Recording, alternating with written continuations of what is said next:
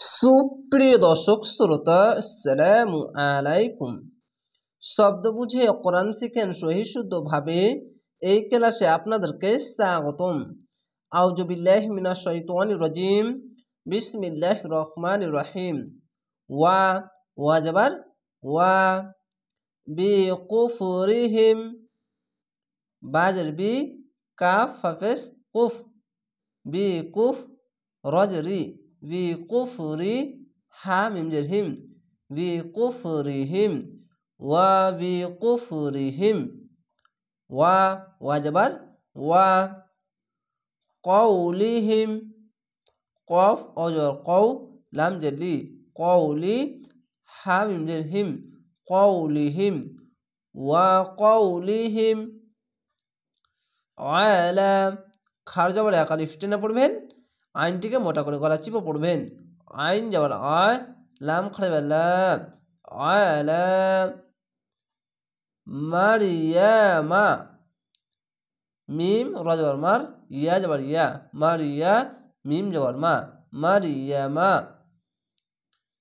বুহতা, জবর পাশে খালি আলিফ এক আলিফ টেনে পড়বেন। বুহতানান, এখানে কোনো গুণনা হবে না, কেন? নুন আলিফ দু জবর নান, দ্রুত পড়তে হবে। এটি হচ্ছে ইজহার গুণনা, বলতে দ্রুত পড়তে হবে। অনেক সবাই এখানে টেনে নেয়, এখানে টান হবে না, দ্রুত পড়তে হবে।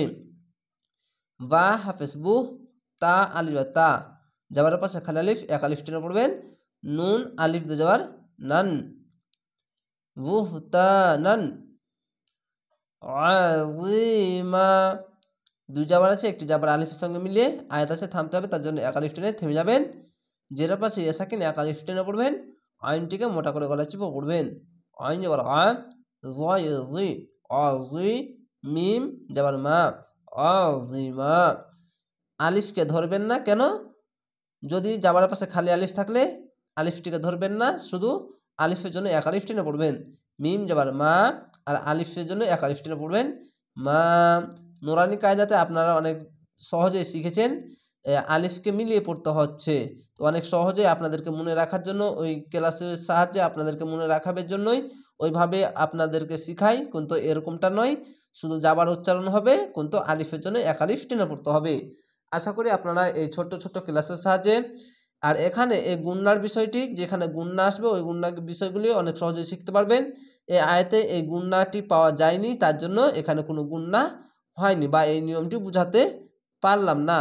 এখানে শুধু লাস্টে আয়াতের জায়গায় ঈদগামে বা গুণনা হয়, যেরকম দুই যাবার পাশে ওয়াও, এখানে দেখেন ঈদগামে বা গুণনা, দুই যাবার পাশে ওয়াও, তার জন্য এখানে মাউ এভাবে গুণনা হতো। তো এখানে আয়াত আছে, থামতে হচ্ছে, বা থামলাম, তার জন্য এখানে গুণনা হলো না, যেরকম শব্দ সেরকমভাবে পড়ে নিতে হলো। আশা করি আপনারা এভাবেই ক্লাসগুলো দেখবেন, ইনশাআল্লাহ অনেক দ্রুত পবিত্র কোরআন শিখে নিতে পারবেন। ভালো থাকেন, সুস্থ থাকেন, আসসালামু আলাইকুম।